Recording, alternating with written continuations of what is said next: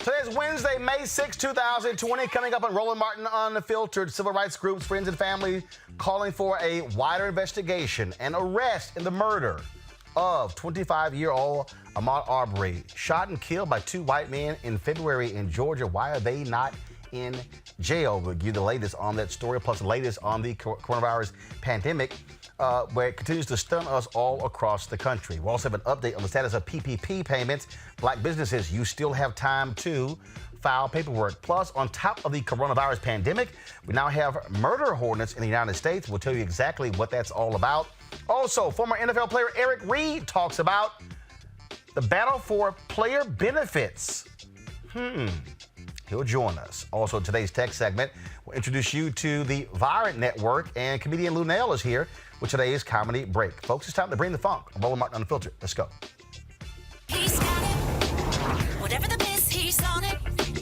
Whatever it is, he's got the scoop, the fact, the find. And when it breaks, he's right on time and it's rolling. Best believe he's knowing. Putting it down from sports to news to politics. With entertainment just for kicks, he's rolling. It's on go, y'all. It's Roland Martin, rolling with Roland now. He's funk, he's fresh, he's real, the best, you know he's Roland Martin now.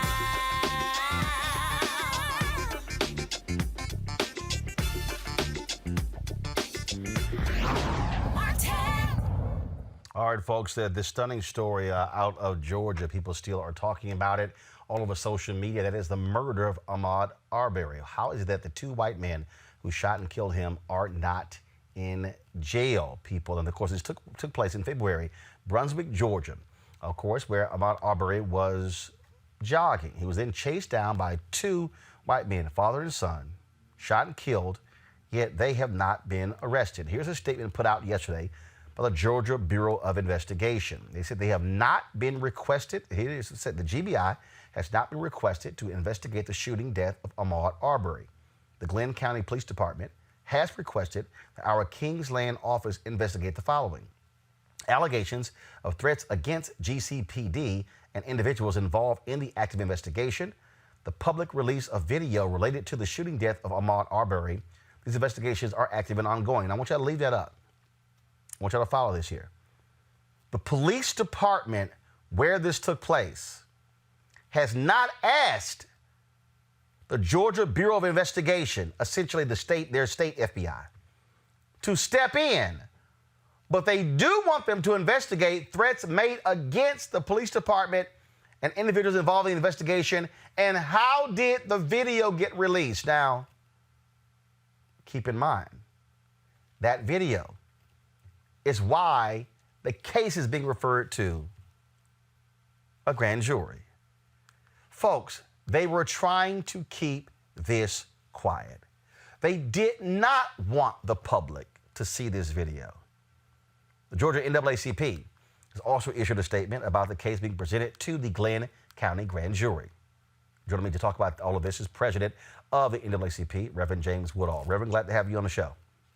Thank you, Roland, for the invitation. I'm glad to be able to speak to this injustice. Speak to how, so the police department doesn't want the GBI involved in the actual murder investigation, but they want them to investigate two other issues as opposed to exactly how did these two men shoot and kill Arbery.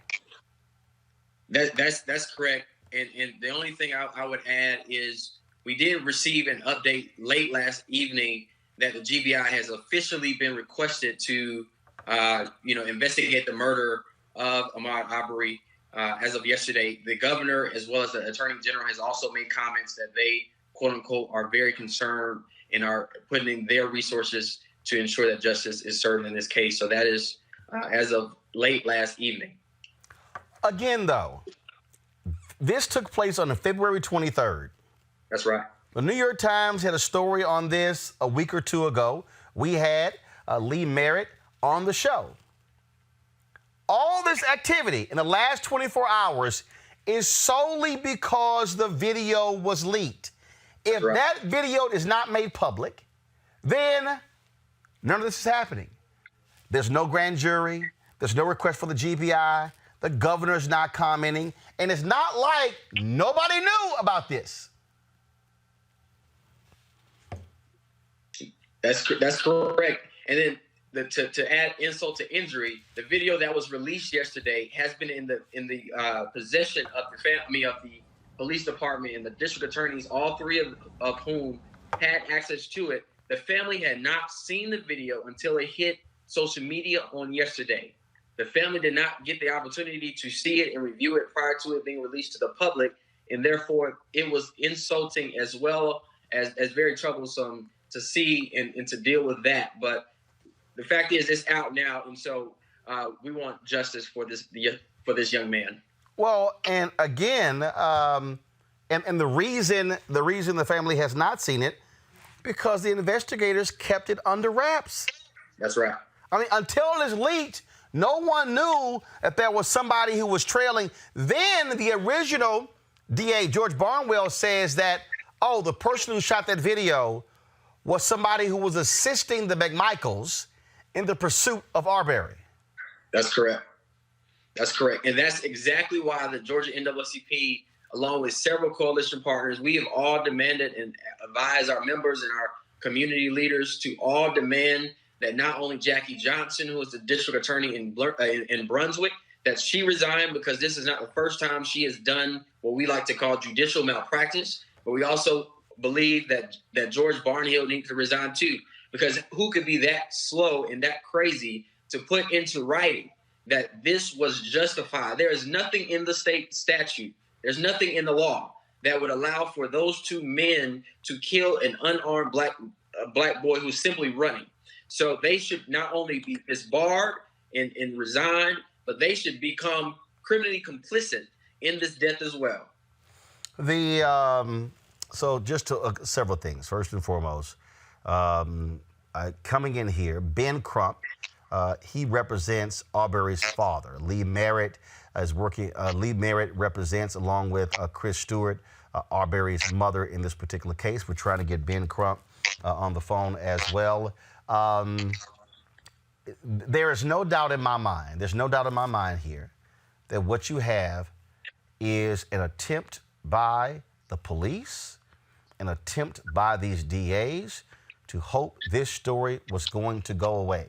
The fact that the initial DA, George Barnwell, concocts this whole report that absolves the McMichaels of their involvement, says it was self-defense, they were trying to make a citizen's arrest, and now all of a sudden, it just so happens on the day after the video gets leaked that the third DA goes, you know what, I think there is sufficient evidence to take this to a grand jury. Yeah, it is very traumatic. It's very disappointing, and it's injustice. And we've seen, I mean, you've covered it, time and time again. We've seen it here in Georgia that this continues to happen. 1939, 1839, we've seen these cases, so much of black blood draining our streets. We cannot continue to allow these things to happen. So we need to take up our own community and really just hold the people that need to be held accountable and ensure that justice is served. All right, then. Reverend James Woodall, we surely appreciate it. Thanks a lot. Thank you, sir. Take care. All right, I want to bring in my panel, A. Scott Bolden, former chair, National Bar Association Political Action Committee, Joseph Pinyon, Republican strategist and political commentator, Lauren Victoria Burke, NNPA writer. Scott, again, all of a sudden, the DA, I'm going to take this to the grand jury. They have had this video since February 23rd. Yeah, they were going to bury it. The one thing for our viewing audience is to know is that the reason these two people haven't been arrested is because the shooter and his father, the father is a former police officer from New Brunswick or that jurisdiction, and he's a former investigator for the DA's office in Brunswick County or in that area. And so they're going to be given the benefit of the doubt. This really reminds you of Trayvon Martin, if you think about it, Roland, because they called the police, the assailants called the police, and then they got off the phone when she was asking them, what is he doing? He's running. What is he doing?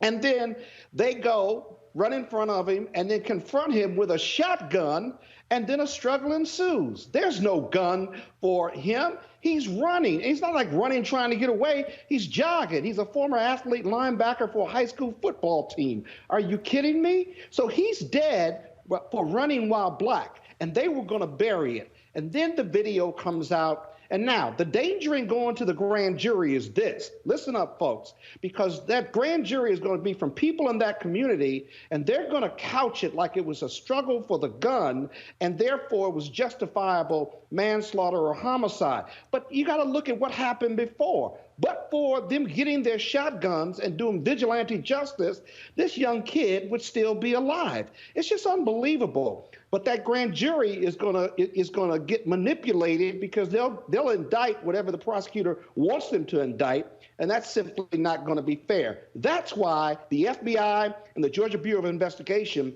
have to investigate versus the grand jury or an independent commission. Let's keep watching this case closely.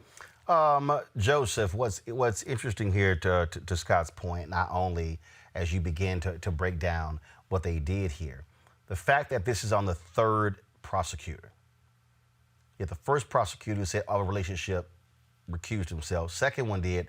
Third one has had the case. No, not going to ask Georgia Bureau of Investigation. And so here's my question. All right, coronavirus has been happening. What the hell have they been doing for the whole month of April?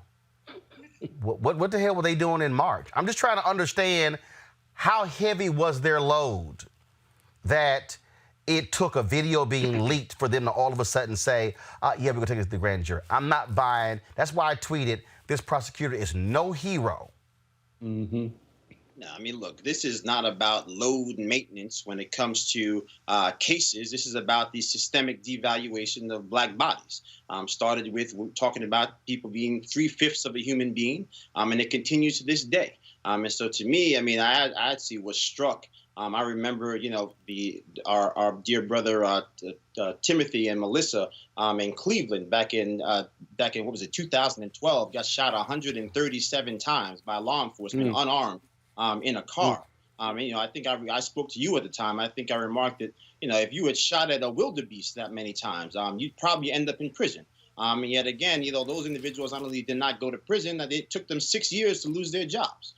So I think, again, you see time and time again that the people find ways of showing you just how little they think of us. And I think it's incumbent of us to start thinking of new solutions into how do we approach these things, right? You mentioned that we were on the third prosecutor right now. I mean, again, in all of this time, this video has been here. We know they've had access to the video. The family never saw it. At some point, we have to stop talking about, you know, the outcomes and start talking about how do we actually put teeth in legislation that actually prevents the cover-up in the first place, because that is where the true kind of most pernicious thing happens, where they start couching things, as our brother said, whether it was a struggle, whether they start trying to, you know, throw dirt on the deceased. With Brother Martin down in Florida, and his mother and his father is still trying to work to clear his name to this day. So these are the things I think we have to talk about. But again, just another tragedy that is unfortunately too predictable when it comes to black people living in America. Lauren, this was a tweet sent out last night by Georgia Governor Brian Kemp.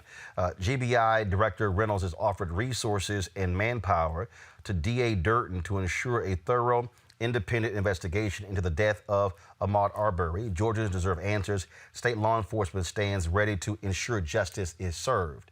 Now, again, what you had here was you had the prosecutors there saying, nah, it's all good. We're good. Obviously, the pressure continued on them. So this is now the front page. We'll pull up in a second, front page of the Atlanta Journal-Constitution. Calls for federal investigation into Brunswick shooting grow as GBI opens state probe. And so, again, all of this action It's only because of the video. Vice President Joe Biden sent a tweet out saying it is time for a swift, full, and transparent investigation into his murder, and saying he was killed in cold blood.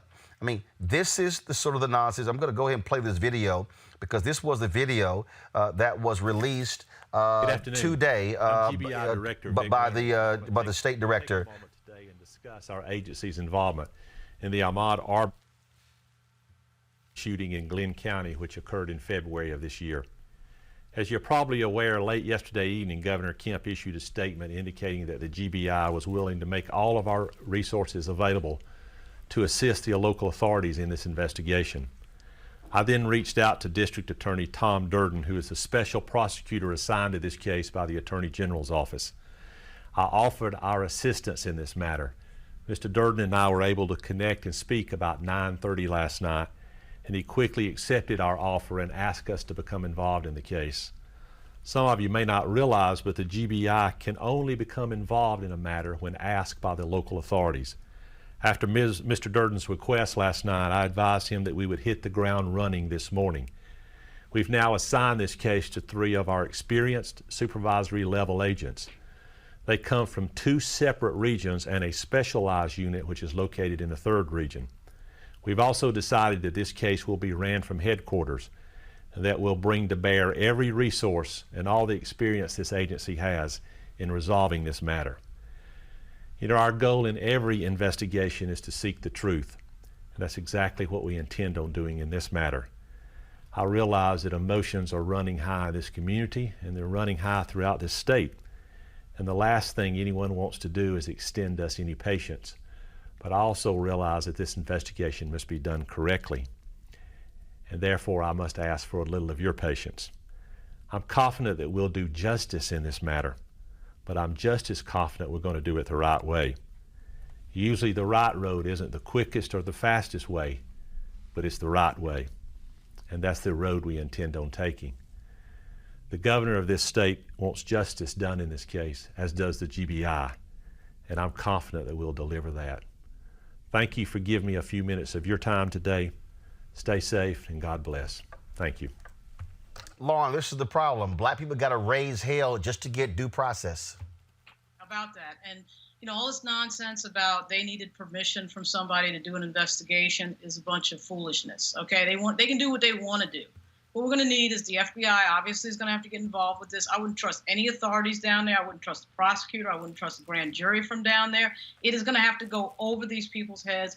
This case is probably going to be on the level of a Michael Brown, Walter Scott level thing that we always remember and turn to. And it's another example of how the advent of video and the technology and the world that we live in has allowed us to know about these things that we've always known were going on in Black communities. But the fact of the matter is, without the video, as you've said many times, Roland, we would not be sitting here talking about this. They would have buried, they would have let it go away, and all the pressure that we're seeing right now is happening because of the video. So the idea that they would have been doing this and they need patience and they need time and all this other nonsense, they've known about this since February 23rd. So why should we give them any deference whatsoever in terms of timing? It's completely ridiculous. But I would trust absolutely nothing in terms of what they're saying, what they do in the background, and what happens further. It has to go over this. And if Donald Trump really wants to prove himself, and all these little flunkies that think he's so great really want to prove themselves with the Black community, this would be an opportunity to do that. Well, first of all, they won't. And of course, you've got Alveda King, who's there in Atlanta. Angela Stanton, they're not going to say anything. Let's deal with what took place here. We talk about federal involvement. Scott, oftentimes what we hear is that difficult for the feds to get involved because of just how when it comes to trying to determine if somebody's civil rights statutes are violated. I remember my previous conversations with former Attorney General Eric Holder. In this case, here was somebody who was jogging on a public street. That opens the door, Scott, correct, yes or no, to his civil rights.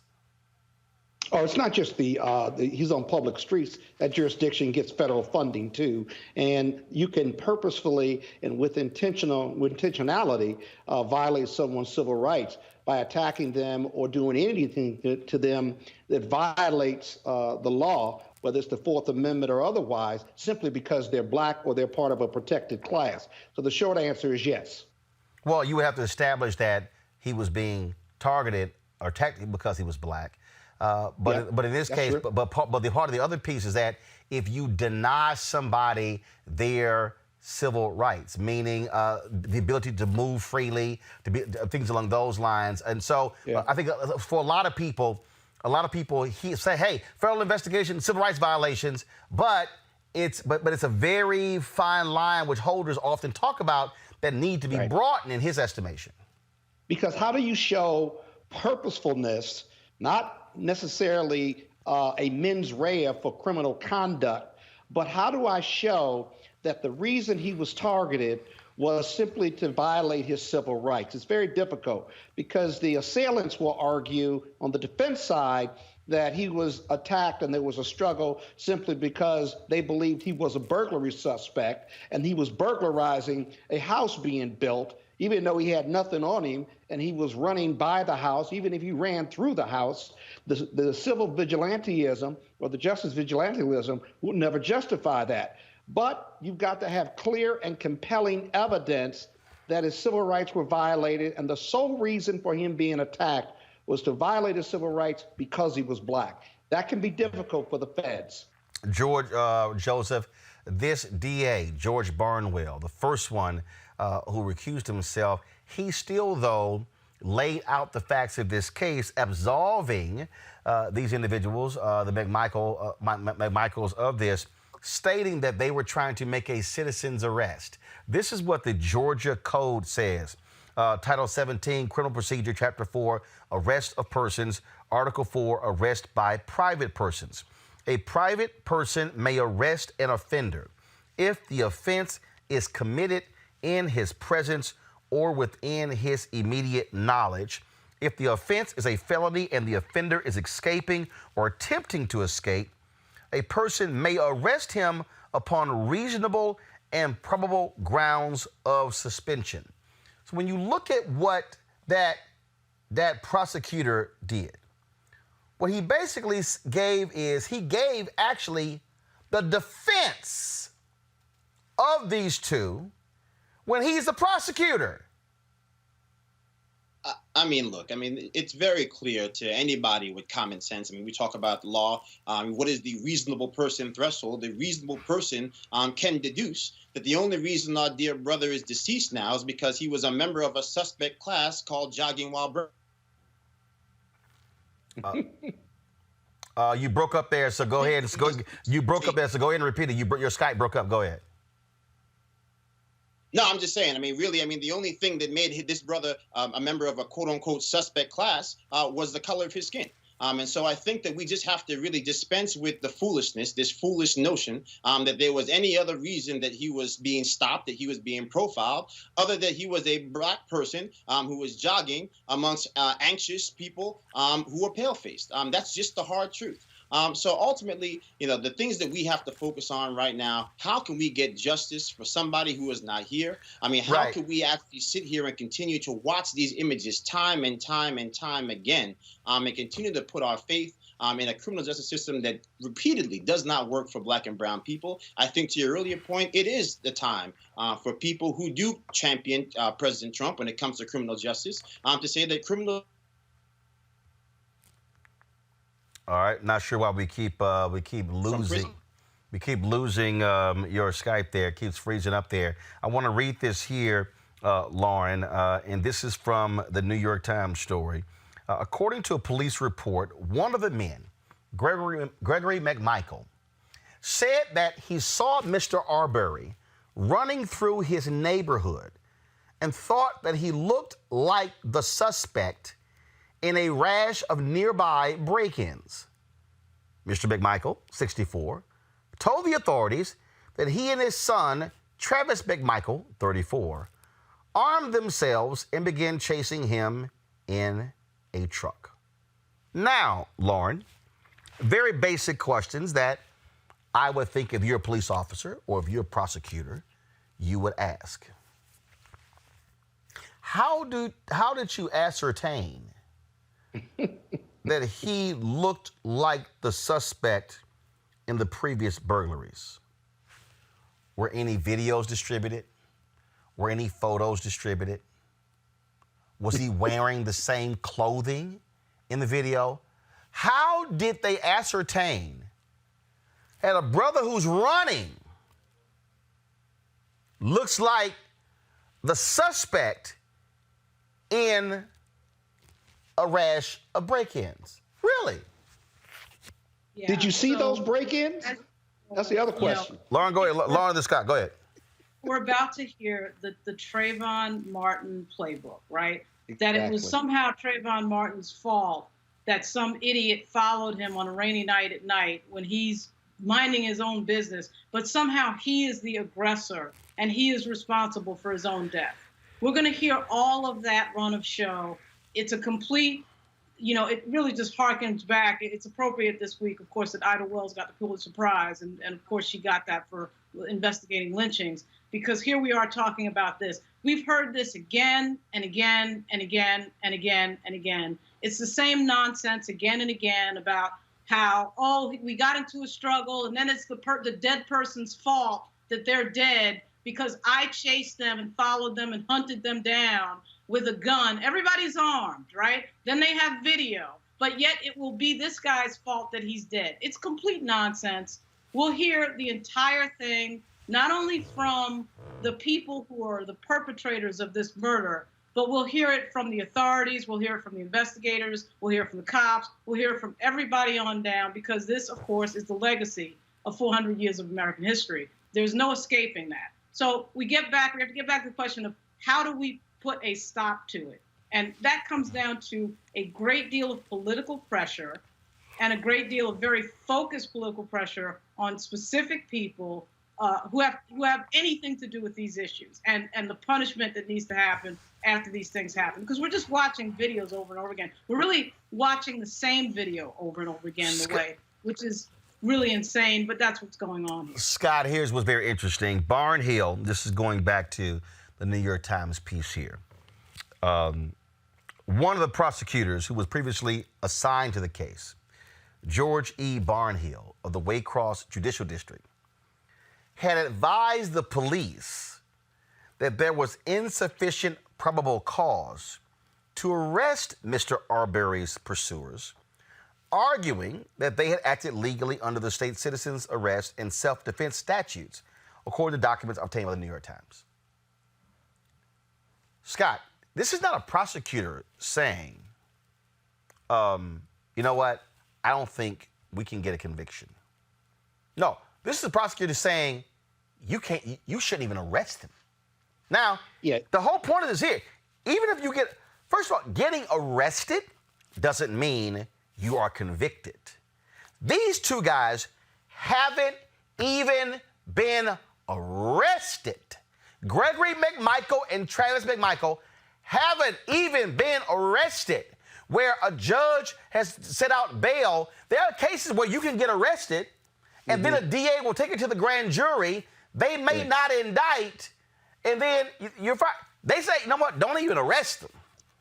Well, as a former prosecutor, as you know, the prosecutor can look at both sides and make that determination. However, they also have the option and the discretion for the police to arrest. Defendants post bail, and then you can take it to a grand jury. But the standard for this civilian arrest is rooted in reasonableness.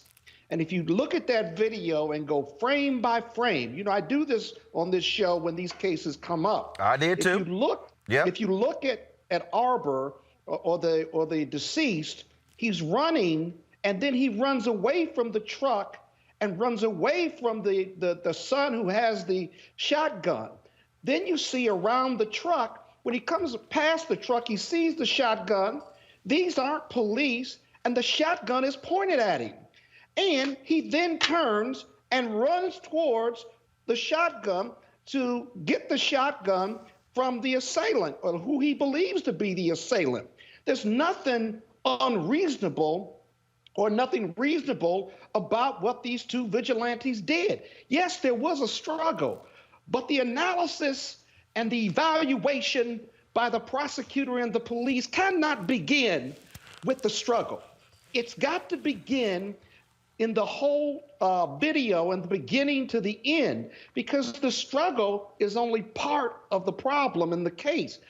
Was it reasonable for them to be there? Did they have probable cause to believe that he was a burglary suspect? Did they see him carrying a TV or something that had been removed? No, they were acting on their dumbness, their presumptiveness, and the fact that there was a black man running in presumably an all-white neighborhood. There can be no defense of civil arrest and their right to do so, but you've got to analyze all the facts, not the struggle. And that's going to be the challenge of the grand jury and the Georgia Bureau of Investigation. And this is what Barnhill wrote, Joseph and Lauren.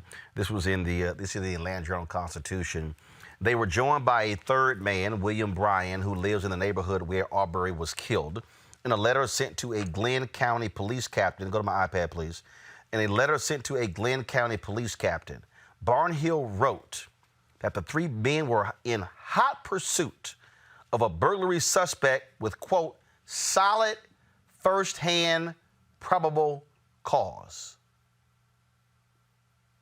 Really? I mean, it's a lie. I mean, this Right. the whole narrative for all of this stuff is always predicated on a lie. It's this notion that somehow that the burden must be placed on the deceased to somehow rise from the dead and prove that they are not only a good human being, but also not guilty of the crime for which they were believed to have actually committed, which upon further evaluation never occurred. So I think we just have to, almost dispense with just, kind of talking about it. I mean, it's just heart-wrenching to talk about it. We have to talk about it, obviously, but talking about it in a way as which even now we, here amongst the living, feel as if we have to try to, basically prove what should be obvious to any simple person who cares about justice, who cares about goodness, who has a shred of honesty and compassion in their heart, to say that this young man should not be buried. That he should be here in the midst of this corona crisis to comfort his family, to be with his loved ones, and he's not. And it's solely because of the color of his skin. And until we can say that frankly and begin to organize, not in random marches, not in Twitter hashtags, but to really organize and leverage power in a meaningful way, we are going to keep having the same conversation over and over and over and over again until our eyes fall out, as Lauren alluded to earlier. Lauren, last quote here from Barnhill. He wrote, it appears, iPad please, it appears their intent was to stop and hold this criminal suspect until law enforcement arrived. Under Georgia law, this is perfectly legal. Protesters are also calling for the police chief of Glenn County to step down. Well, Lauren, he's got his own issues. Go back to the iPad. John Powell, who's currently on administrative leave with pay in Glenn County after being indicted on charges of 3 counts of violating oath of office, 2 counts of influencing a witness, and 1 count of criminal attempt to commit a felony. Those charges stem from an unrelated case. Really? Yeah, and of course he's walking around and everything is great. Look, until we get the level of political power that we need to stop these things, they're going to continue. It is built into American history. It is not new. It requires some real political power, and really, I hate to go back to what Sean Puffy Combs said last week, because I didn't particularly agree with it for all the reasons that you had outlined, Roland, but it does at some point become a quid pro quo question, right? We need to stop these things from happening, or you don't get this thing, And until we get to that point in our politics where we're doing that, where we're actually withholding some of our political power until we see something that stops happening, I don't understand how. I don't get how we stop this. It's the exact same conversation that we had around Trayvon Martin. The big banana in everybody's tailpipe at that point was the stand your ground law.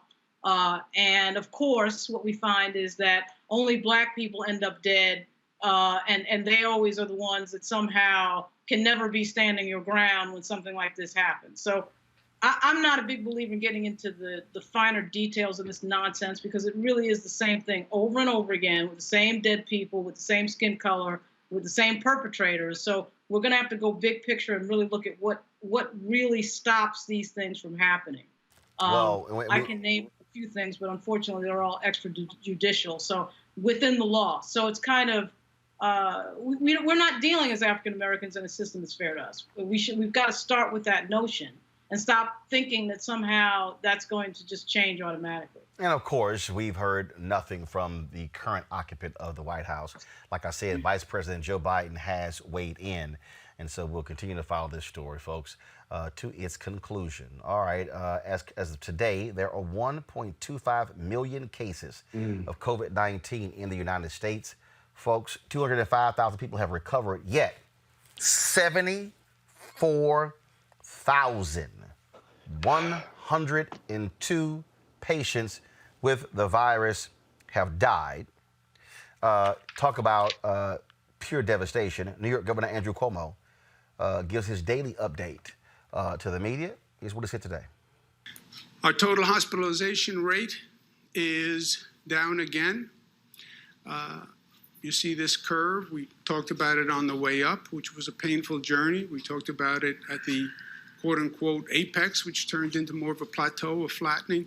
And now we're seeing it gradually decline. We would have liked to see a steeper, faster decline, but this is where we are, and it's a painfully slow decline, but it's better than the numbers going the other way.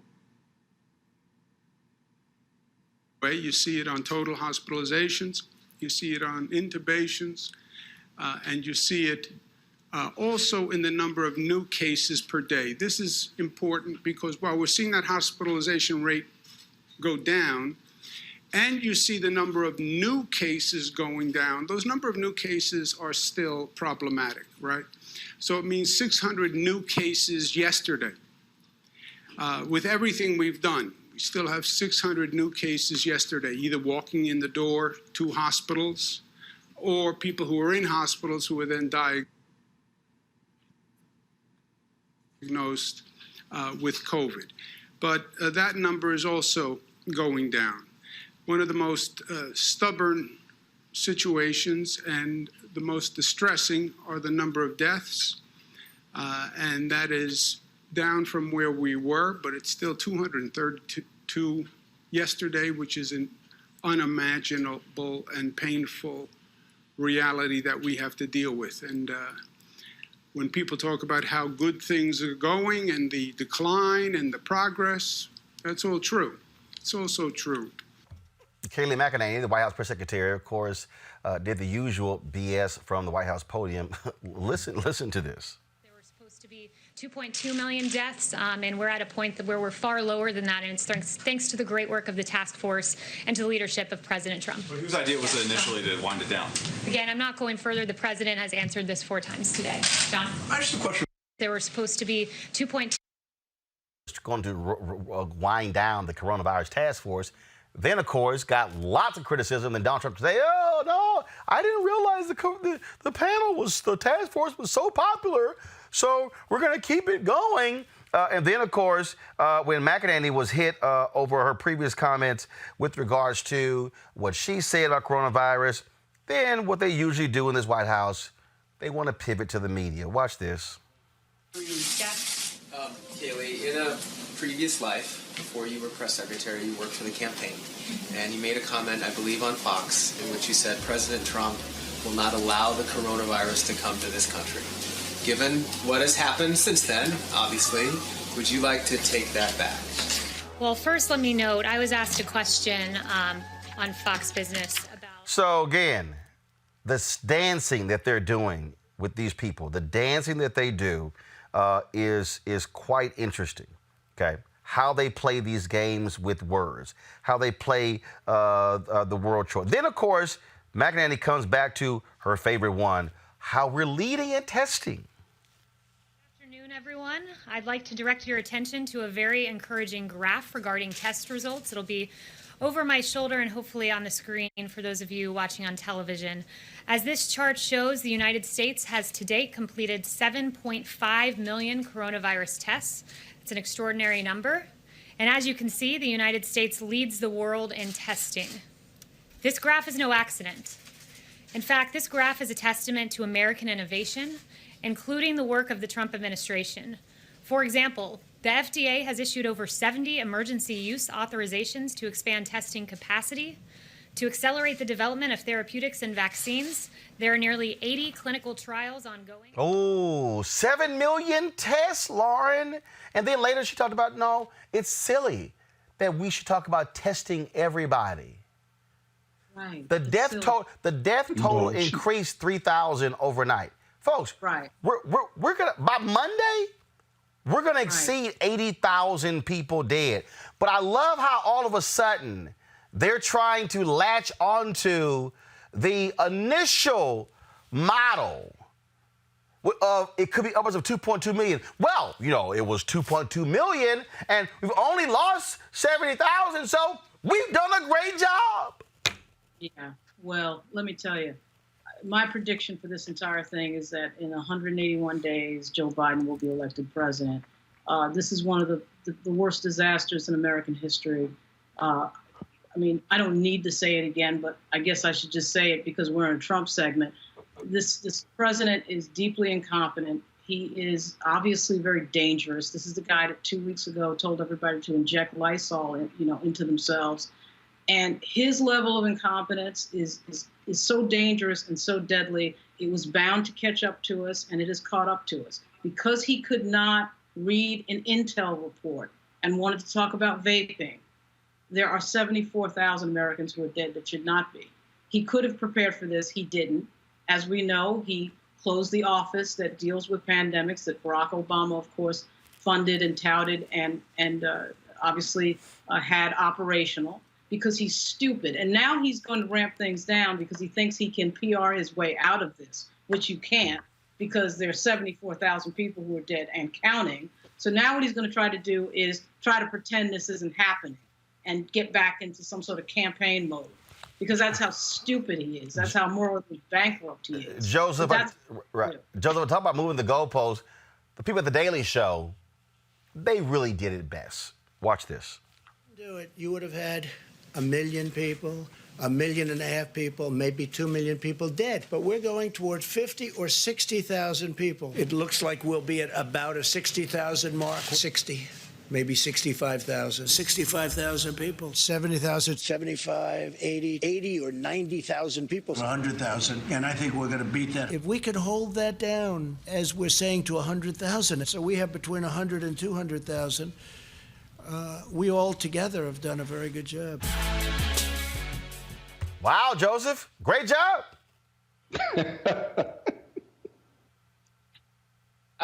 I mean, look, I come from the position that two things can be true at the same time. That we can talk about the fact that they were to call it missed opportunities is probably an embarrassment to missed opportunities for us to try to take steps to quell this global pandemic, this global disaster. Like I said, all the talking points are out there that, if the World Health Organization hadn't done this, or, yes, the World Health Organization went from telling us that we could not have person-to-person transmission to us in witnessing probably the worst pandemic in close to 100 years. So, I think overall, I think we're having the right conversation, perhaps the wrong way. We could talk about the fact that maybe the president didn't tell people to inject Lysol, but he should have some level of awareness that as the leader of the free world, in a world where children will, swallow Tide Pods.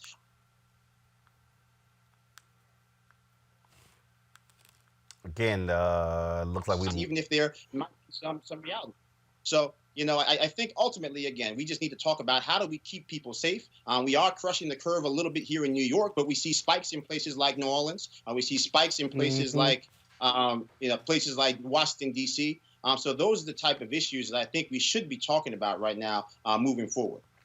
Scott, Trump is a little bit upset at Never Trump Republicans, this Lincoln group who put out this devastating ad playing on the well-known Ronald Reagan ad, Morning in America, many credit with putting him over the goal line. They have a different morning in America. Watch this. There's morning in America. Today, more than 60,000 Americans have died from a deadly virus Donald Trump ignored.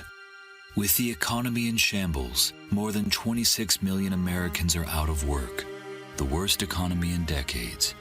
Trump bailed out Wall Street, but not Main Street.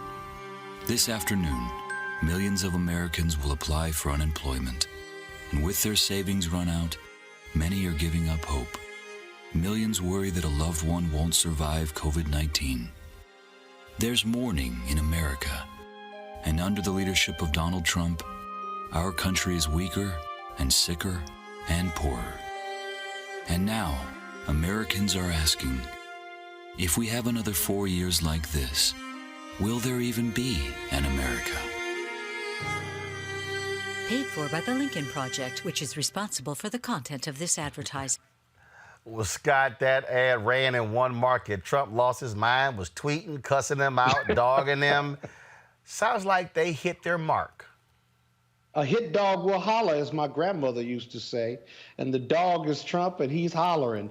But the best line in that, and it's undeniable, that America, what did the ad say? We're weaker, we're poorer, and sicker because Donald Trump ignored this deadly disease for 70 days or more. This is undeniable. And you see that the people in line with masks on were black, white, yellow, and brown. And so Donald Trump wants to get the economy going and wants to tout how many tests we have. But he had a hand in, it feels like he had a hand in some of these deaths. It's not fair to give him, to blame him for all of it. The disease is deadly. But how many lives would be saved? How much safer would we be had he read the reports in the White House in January, in December? The testing and that chart that Kaylee put up, that's completely misleading. That's what you've done after the fact. Once the disease has dominated American lives and taken American lives and more than in the Vietnam, and that we have 1.2 million infections because we didn't act swiftly, that we ignored it for 70 days. You've got to look at the full story in evaluating this White House, and they get an F, not for their response, but they get an F for not responding for 70 days.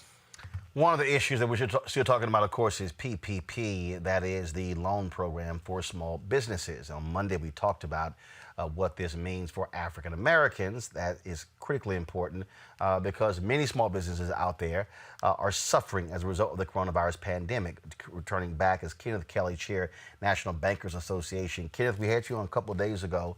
What has been the response from black businesses since we last talked on Monday to today?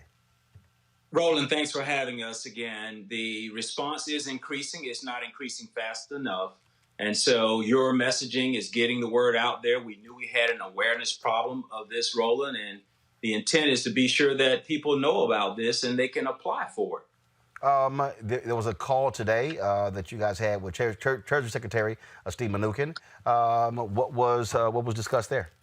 Yeah, we talked about some of the mechanics of trying to ensure that it expands. And let me give a disclaimer. He was not able to make that call because of some things going on, but his chief of staff was on that call. Also, Ivanka Trump was on that call. So we had, I'll say, high levels of government involved in the discussion. And we talked about some real particular things that hopefully can help elongate the potential of individuals being able to apply for this process. What we do know is that the burn rate and the amount is slowing down. So that doesn't mean everyone has a lot of time to participate, but it just suggests that there may be longer than originally expected. So we need businesses, in particular sole proprietors and 1099 individuals, to go ahead and be prepared to apply for this program. And as we said on Monday, you might have a banking relationship with a particular bank, but you can apply for this program with other banks, with other community financial institutions. Yes, that's correct, and that still stands true. I think we had given out actually our email address, which is pppl@firstindependence.com, as one option.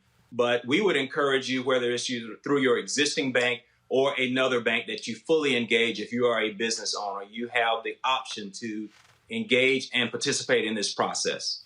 All right. So again, folks, if you go to nationalbankers.org, give a list of those black banks or banks for people of color there on the website. What else do you want businesses out there to know? Just to know that we need to be fully engaged. You know, we are going through a very slow period in this economy, as you know, Roland, and we need individuals, in particular in the minority communities, who sometimes get left behind, to fully engage. If you don't know the answer, ask someone. Feel free to make yourself vulnerable and participate in this process is the word that I would encourage everyone to do, Roland. Oh. And by the way, I spoke with John Rogers prior to this call. He told me to tell you hello. All right, of course, John Rogers, Aero Management there in Chicago. Great guy. Kenneth Kelly, Chair, National Bankers Association. We appreciate it. Thanks a lot. Thank you so much, Roland. Take care. All right. Again, folks, the website is nationalbankers.org. At the end of the day, if you don't apply, you sure as hell can't get any money. And so we need all of our black businesses to apply, because we have to make sure they stay afloat. Look, you got 2.6 million black-owned businesses in America. 2.5 million only have one employee. And so we understand how difficult it is. And so we need for folks to be able to file that paperwork. Don't assume you're going to get a rejection. And look, file through several banks. Whichever one calls and says we processed it, that's who the hell you go with. That's what we did. Okay, so we did that. And so just like, look, we are a black-owned business, and we did the exact same thing as many of you did not just sit and wait. And so we want more of our businesses to do that, to file that particular paperwork. Real quick, I want to talk a little politics here. New Monmouth Poll shows Joe Biden with a 50-41 lead over Donald Trump. What's interesting, Lawrence, that when you look at that Monmouth Poll, Joe Biden is only down 2 points to Trump in the category of men, has a 20-point lead among women. As he should. I mean, his policies certainly are better than Donald Trump's, and we know the history of Donald Trump. So it would be very disturbing to see the results that we saw in 2016 with regard to women and Donald Trump. It would be very strange to see that against anybody. I thought it was particularly strange to see it against Hillary Clinton, but Biden as well.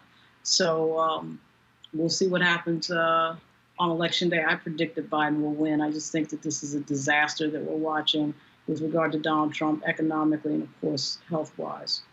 The issue, one of the things, Joseph, obviously, this is May. Election is in November. But the reality is this here. Donald Trump had a perfect confluence of events that allowed him to win. Only won by some 78,000 votes when you combine what took place in Wisconsin, Philadelphia, and Michigan. And so he is desperate for that. But here's the deal. He's not running against somebody who's hated by a lot of people in Hillary Clinton. And so it's a different sort of election. Just your thoughts on how this election is shaping up. Look, I think that people who think this election is over and think that they can have a coronation party for Joe Biden are probably putting the cart before the horse. Or to say people who keep saying, oh, Trump is going to win. I keep saying, y'all, ain't nobody a lock. Yeah, I mean, I think the reality that we face right now is that you got President Trump, who in many ways, you know, even if he's the made-for-TV president. And we're actually going to be in the situation with the first television-only event when it comes to the presidency of the United States. And for me, you know, Joe Biden's superpower, you know, whether he sometimes stutters, whether he sometimes forget his own name, is that he can get in a room with people and he can connect. And that when American people see him connecting in that deeply empathetic way, it has this power to grip a nation. Well, in a post pandemic world of COVID-19, you know, those moments don't get to happen anymore. You don't get to have that moment where Bill Clinton walks towards a lady in the audience who's talking about the national debt but really she's talking about her own personal issues with debt and with poverty. Those moments that define presidential campaigns may not exist in this 2020 election. And so really, if you talk about the confluence that helped make President Trump in 2016, in a very strange and bizarre way, the tea leaves could actually be favoring him again in an election where Joe Biden, really all he had to do was stay standing up and talking to people. He might not actually even be able to do either of those things because of the nature of this pernicious disease. Well, don't forget, I mean, Joseph, I get your point, but ain't like Trump is young. I mean, Joe Biden's got 77. Trump, what, 73? I mean, look, I just so I mean, at the end of the day, coronavirus, but both of them are in the danger category. Well, look, I don't think the issue is the age. I think the issue is the vitality. I think whether you hate President Trump or whether you love him, the one thing I don't think you can say is that he's lacking of energy. Oh, yes, we can. Well, but here's the other deal. It's easy to have lots of energy when all your ass do is watch TV for most of the day. Hold on. I mean, look, here's the issue. We're talking about real life, and then we're talking about political life. No, I'm talking about real life. Donald Trump is a lazy son of a bitch. No,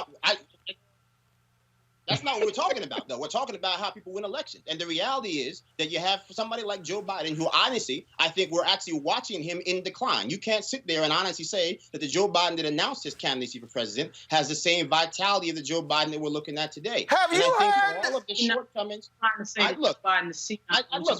think we're talking about two different things. You can talk about all of the obvious Lauren, hold on. Joseph, Scott, then Lauren, go.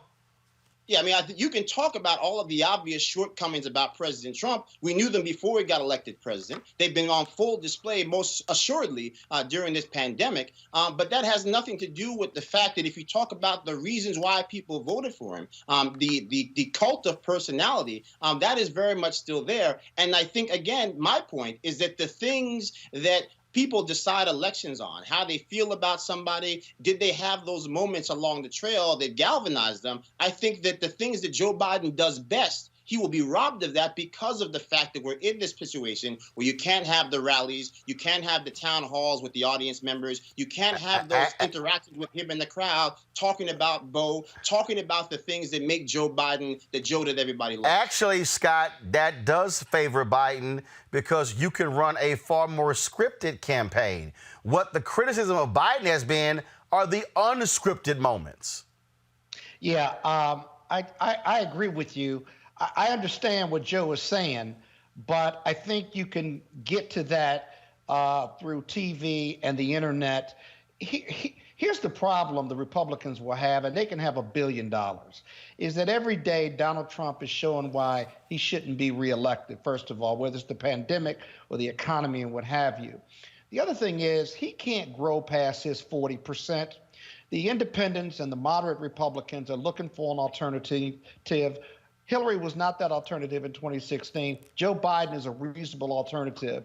But black folks are going to come out and vote for Joe Biden.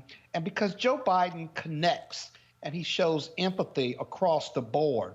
The other thing about that Monmouth poll that you have not talked about is that it shows that he's got a 20% lead on women and that these sexual allegations, whatever you think about them out there against Joe Biden, the one young woman, or maybe it's two now, compared to the 20 against Trump, the Republicans can't drive that narrative because your eyes glaze over. Secondly, because of Biden's empathy and his heart that he wears on his shoulder, I think there's a fair amount of trust by men and women in Joe Biden caring about the best in this country. And you're not going to have the Comey effect. Biden isn't the boogeyman that the Republicans and the White House want to have. And so this ought to be simple. It won't be easy, though. And you got to continue to fight for every vote. And people have to vote to ensure his success. Lauren, look, first of all, again, it's still extremely early. A lot of things are going to be coming out. But here's the deal.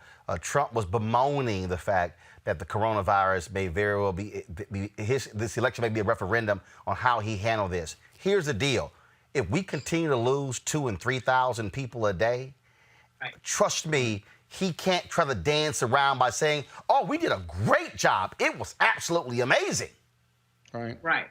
300 people a day in New York. No way. Which, by the way, is the average for the murder rate in New York for the last seven or 8 years, 300 a year in murders. They're losing that a day in New York. He's not going to avoid these stats. It is him who is connected to what just happened with coronavirus. He can't escape it. We're headed toward 100,000 people dead, an unprecedented crisis. And he's rage tweeting about the never Trump Republicans. I mean, so what Scott said is absolutely correct. It's like every day he's showing us exactly why he should not be reelected. And the fact that Hillary Clinton wasn't even all that great of a candidate and still gets 3 million more votes than he did would tell you all you needed to know. I mean, Biden is not going to have that problem. He's not going to have the Pennsylvania problem. He's not going to have the Wisconsin, Michigan problem. All he has to do, really, in my view, is stay upright. And not only do I think the presidency is going to be won by the Democrats, but I think they're going to get the Senate, because there's 3 seats that are looking shakier and shakier. And when you got your top of the ticket being an idiot on a daily basis and reminding everybody why they shouldn't be elected, that typically filters down into places like Colorado and Maine. And I just think, and probably North Carolina, and I think they're going to lose the Senate over it, because this isn't going to change anytime soon. Democrats pick up 4 seats. They take over control of the United States Senate. We'll certainly see what happens. All right, folks, you've seen this story. Roughly 2-inch-long insect known as the murder hornet has made its way to the United States for the first time ever. As if we don't have enough to worry about. Just the nickname of the Asian giant hornet is enough to make you panic. Well, exactly what should we do? Entomologist Dr. Samuel Ramsey joins us right now. All right, Doc, should we be worried about this damn murder bug? Well, that actually depends on who you are and what you like to do for a living. Okay. So everyday human beings probably don't need to be worried about what we're calling the murder hornets. And it's the Asian giant hornet, but now that they've gotten this publicity around the name murder hornet, it's all that anyone can talk about. They're typically found out in forested areas. And so if you happen to be a hiker who enjoys hiking in forested regions, there might be something for you to talk about there. And if you're a beekeeper, so beekeepers have would have some concerns if these hornets make it to their area of the country. Nah, Doc, I ain't keeping no damn bees. Well, so I'm a golfer. Think about okay, I'm a golfer. I'm outdoors. So is that an issue? Is that an issue? So first of all, the first thing that needs to be said about this is that we have only found the murder hornets in 1 state in the United States and only a few colonies. Where was that? So Where was that? At Washington State. Oh, so it's an invasive species. Hold on, don't worry about it. Not many black people there. I'm sorry, go ahead. I'm messing with you. Go ahead. It's an invasive species. And so since it's from Asia, right now we are watching the spread of this organism. We're hoping that we'll be able to slow the spread of this creature. And what a lot of people have been asking me is, well, what exactly would speed up the spread?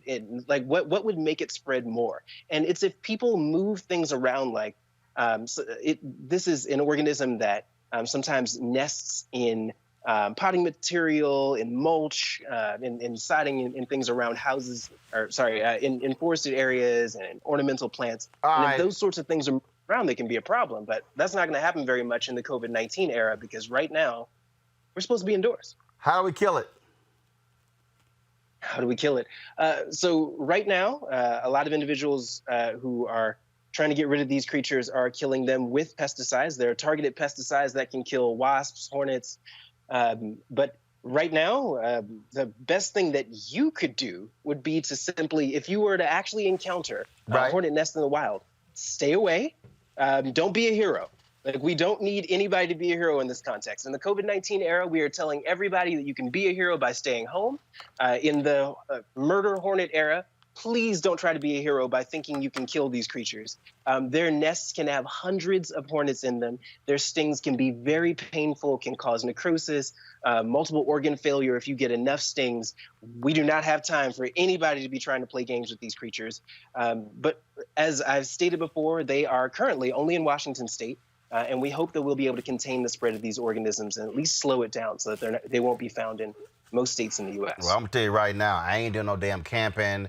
I ain't doing hiking. So all that's I'm just letting you know. So, Roland, this is about equality, sir. Like we black people as hikers. Walk your ass on. Walk your ass on. Go look. My wife like hiking. You know what I tell her? Enjoy yourself. Damn that, man. I'm gonna play golf. Okay, that's where I'm gonna be. You know what? Well, you know what I would love to see? I would love to see more black beekeepers. So I'm a beekeeper. My father has recently taken up beekeeping. Bees are very lucrative, great for the economy. And so we would love to see more black beekeepers, but I don't think the whole murder hornet situation is going to help much with that. No, hell no. First of all, with black people, the moment you say bee, we ain't messing with bees. Huh. Come on now. You know doggone well, when a bee come by somebody black, they lose their mind.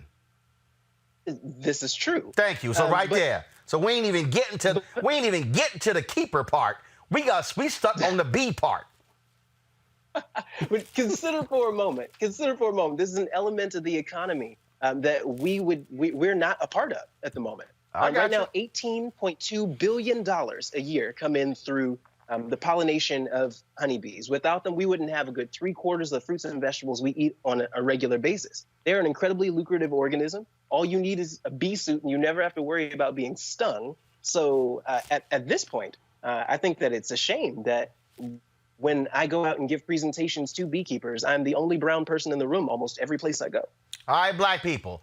All y'all who are on YouTube and Facebook and Periscope watching right now, if y'all want to go mess with some bees, y'all call Dr. Samuel Ramsey. So, Doc, why don't you go ahead and tell them how they can contact you if they want to run around and play with some bees?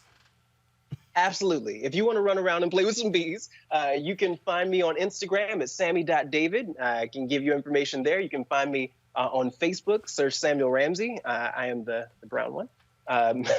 Leaning on a bee colony. And if you are interested in honeybees, remember that they are a fascinating organism and they are essential to the environment.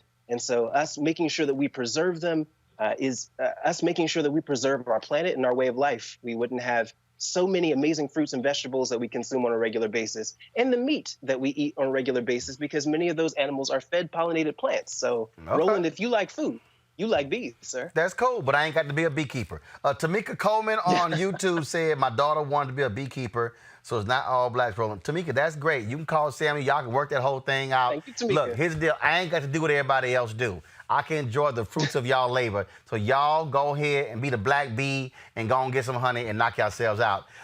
Dr. Sammy Ramsey, we appreciate it. Thanks a lot. Glad to be here. Thanks, Roland. All right, folks, real quick break. When we come back, we're going to talk to NFL player Eric Reid, his attorney, about their fight against the Players Union when it comes to benefits for fellow players. You're watching Roland Martin Unfiltered. Back in a moment. You want to support Roland Martin Unfiltered? Be sure to join our Bring the Funk fan club. Every dollar that you give to us supports our daily digital show. There's only one daily digital show out here that keeps it black and keep it real as Roland Martin Unfiltered. Support the Roland Martin Unfiltered daily digital show by going to RolandMartinUnfiltered.com. Our goal is to get 20,000 of our fans contributing $50 each for the whole year. You can make this possible. RolandMartinUnfiltered.com.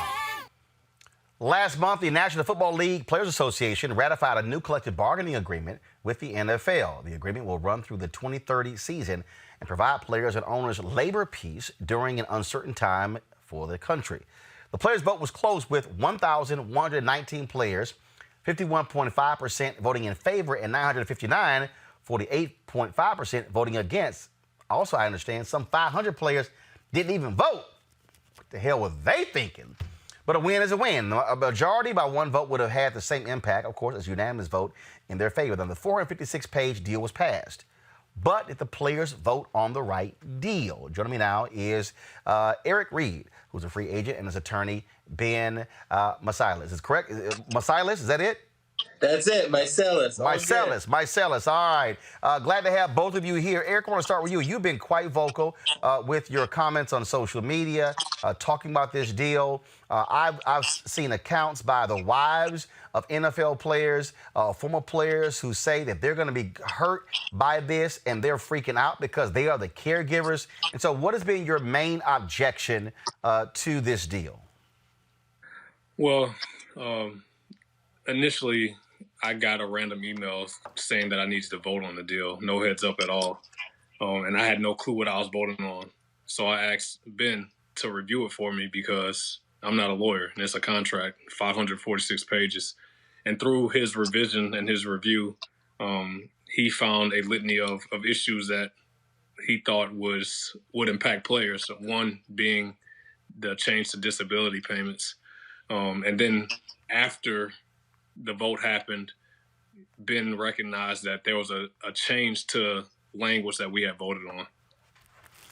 And so, but even when it came to that language, what I keep hearing from these wives is they felt that this deal gives short shrift to these players, and many of them dealing with some serious medical issues as a result of their playing days in the NFL. Yeah, and so one of the biggest problems are that these guys sign total and permanent disability agreements to receive their health benefits. Now, this means that they can never work because of their disabilities. The contracts that they signed to receive these benefits were for life. And now the NFL and the NFLPA are going back and retroactively changing that language and saying that it is no longer for life, among other things, which Ben can speak to more in depth. Ben, go ahead and jump in. Yeah, I mean, look, one of the most important things of any union is not just to protect your most powerful members, but to protect your most vulnerable members. And one of the most shocking things is at all aspects, the quote-unquote trade-off they made was drastically reducing disability benefits and reducing disability benefits from a $250,000 a year cap to $48,000 to applying offsets to players who are guaranteed certain disability benefits for life that drastically would reduce their monthly payments that they were promised, and also mischievously changing the definition of the very word disability. Normally it was based on what the Social Security Department claimed. If you were disabled by the government, that was good enough for the NFL and the NFLPA. Now the criteria is going to be made by the disability plan, whether or not you're disabled. And we've heard from players, people who can't even walk down the block when you didn't have the Social Security qualifier would be claimed to be perfectly fine and not disabled. So the Social Security qualifier was critical. And so really you've thrown these disabled players completely under the bus. You've called them a trade-off, and the NFL has built their league in billions of dollars off the backs of these players from the 80s and 90s. And so we sent our legal letter. You know, Eric held these incredible town halls that he can speak to where the wives spoke. And fortunately, the NFLPA has recognized this week, they said, we will be reevaluating the situation because I think they've recognized they've made a mistake. And that's because of the great advocacy of Eric Reid. So where do we stand now? So we say it was ratified, but they also said that, yeah, that was an alteration. Eric, you said revote, correct? Yeah, look, I followed the advice of my lawyer, Ben. And it doesn't take, I'm not a lawyer, but it seems disingenuous for there to be a vote to take place and then for the language that we voted on to be altered after the fact. It doesn't seem right. It doesn't seem legal. And according to Ben, it's not legal. So something needs to be done about it, whether we revote or nullify the CBA. Something has to be done here. Ben, is it going to happen? Is it a long shot?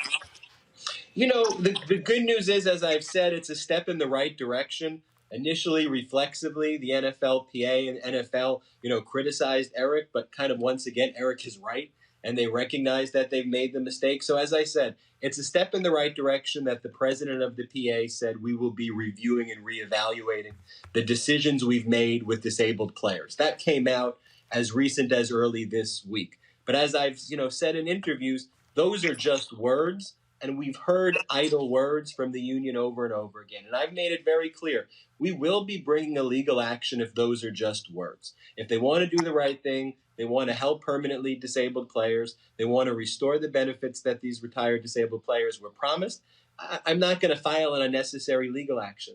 But if it's just idle words and a PR stunt, and they say, hey, we're going to reevaluate and do nothing, of course, we're going to sue them. I don't think it's a long shot. Hey, when you change a contract and you change a comma or a period in contracts in the law that I do, you have to flag that and say, hey, I'm making an alteration. When you make a change that reduces disability benefits for 400 players and you claim that to be non-substantive, I've never heard of that before in my life, yet alone where the impact is so substantial, which is precisely what they did.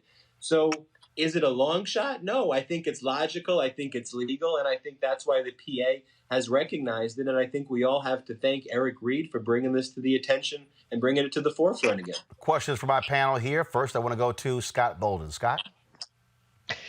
Hey, you all. Scott Bolden here. Hey, Ben, you and I both know edits or corrections for typos happen all the time in contractual negotiations when there's a final product. But this is a really huge and important issue because there are more offsets for players who filed before 2015 than after 2015. And so it ought to be pretty simple and direct to show that there were substantive changes.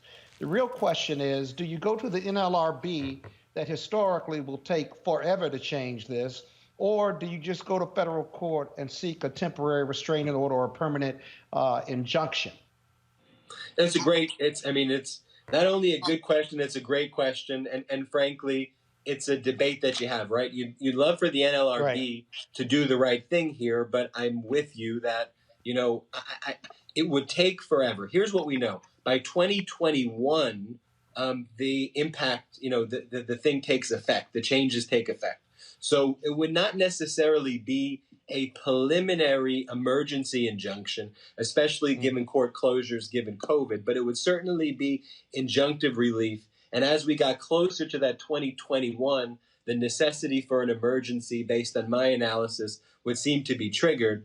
So it will get to an emergency position soon. So I think it looks more and more like a TRO. And I think it's framed very simply, which is what you discussed. You made a dramatic change that impacted the lives of hundreds of people and reduced their disability. You want to claim it's non-substantive? I think any logical reading would be it is substantive. Judge, make a decision and restore these benefits and excise that provision. But the other thing is, what's interesting about this case, Roland, is that the NFL and NFLPA, neither one of them want to go back and do this. And they probably got their own reasons. And so we ought to watch this case closely. Yeah, $12 billion. Right. That's why. Lauren Victoria Burke, your question for Ben and Eric Reid. Yeah, Ben and Eric, how you doing? I was going to ask a question like that. Why would this change have been made in the first place? It would be my guess that there wouldn't be that many people involved in terms of these types of benefits. But Roland sort of just answered the question with regard to money. But I'm wondering, does anyone have any clue about why this change was made or when it came up? And Eric, on a personal note, I really enjoy your Instagram, particularly your last photo 9 hours ago. But does anybody have any idea why this came up? Yeah, I think as the science has evolved, it's become clear that essentially 100% of retired players will be retired disabled players, and many of them will be permanently disabled players.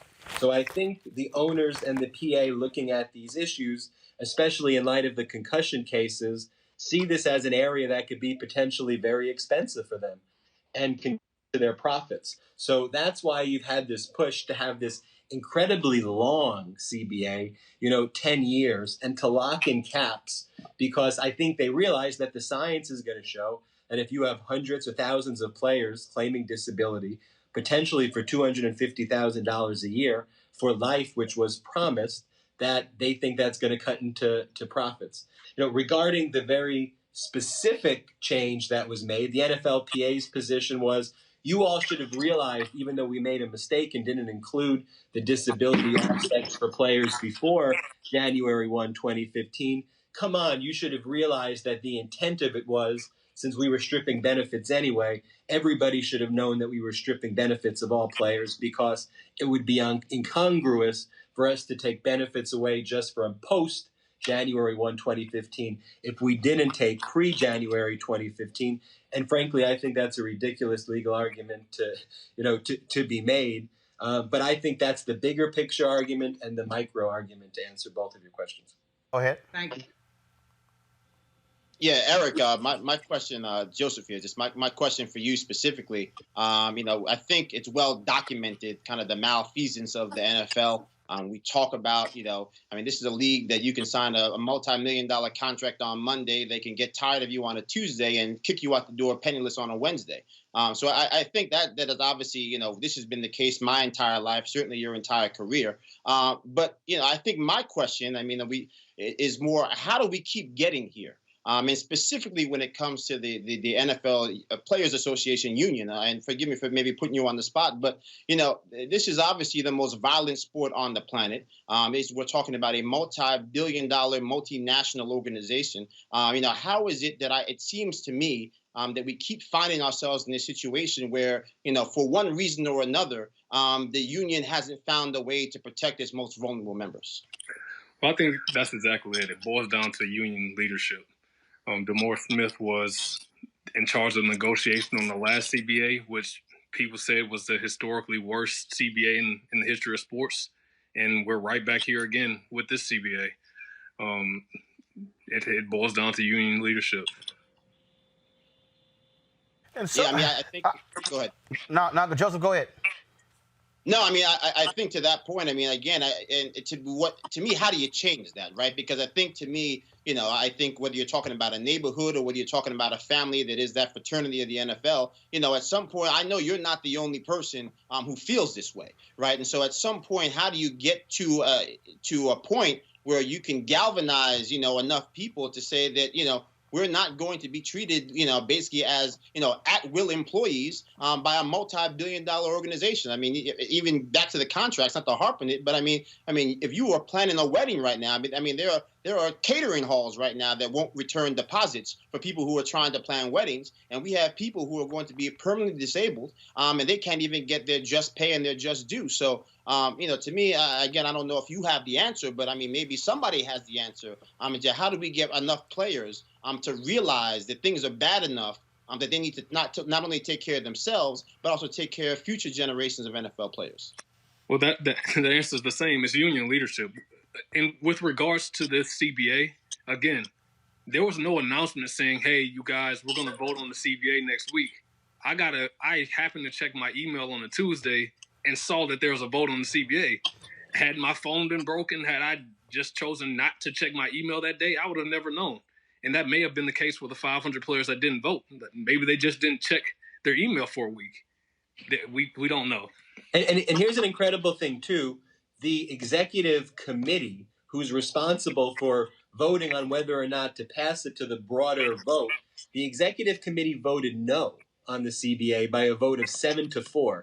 And regardless of the executive committee's vote no, it was still sent to the larger body to vote. And this wasn't a CBA year. 2021 was the CBA year. So a lot of players were frankly surprised that they had 10 days in the middle of a pandemic to have to sift through not only a 456-page document, but it references disability plans that are also hundreds of pages. So you're really talking about 1,000 pages or so in about 10 days, where the executive committee that was supposed to be the first line of protection voted no against this. And so what Eric and I have been doing is we've been battling, on the legal front, but we've also been battling by holding these town halls as we've both been quarantined at home, by bringing the wives of players and having wives of disabled players talk to us on a town hall style interview, so that the executive committee and current players can say, wait a minute, and their wives can say, wait a minute, that's going to be me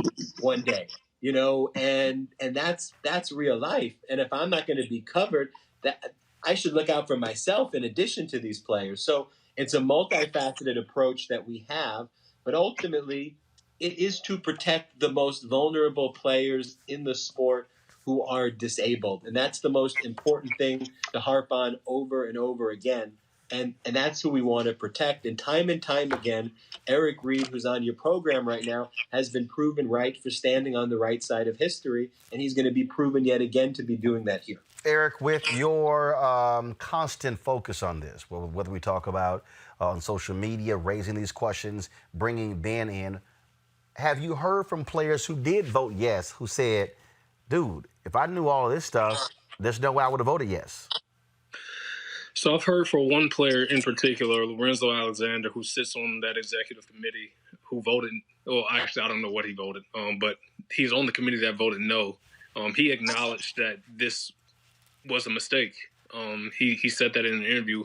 But I've heard more so from players who are going to be affected by this. Former teammates of mine, one who suffered a neck injury and is disabled, he didn't even know about this. Like he had no idea until I called him. And so who actually voted? First of all, before you finish that, who voted? Was it current players? That's the only ones who could vote? Yes, you're correct. So current players are the only one with a voting power. The disabled players who are affected by this had no vote, had no say in it. Wow, that's but I would think that, again, to your point, and it is quite interesting that email goes out and you only have 10 days to vote. Yeah, that's how it happened. Ben, you said it was supposed to be in 2021. Why was it 2020?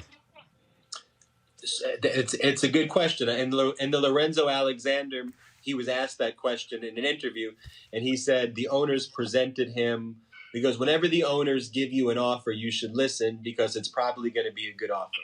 Now, I've never heard of this style of negotiating before, of taking the very first offer you're given and believing that the owners are going to give you the very best, and that's why they're rushing a vote to you. So that's the explanation. Right. I mean, I remember reading that it was like, well, this is the best we're going to get. And I'm going, the first one is the best you're going to get?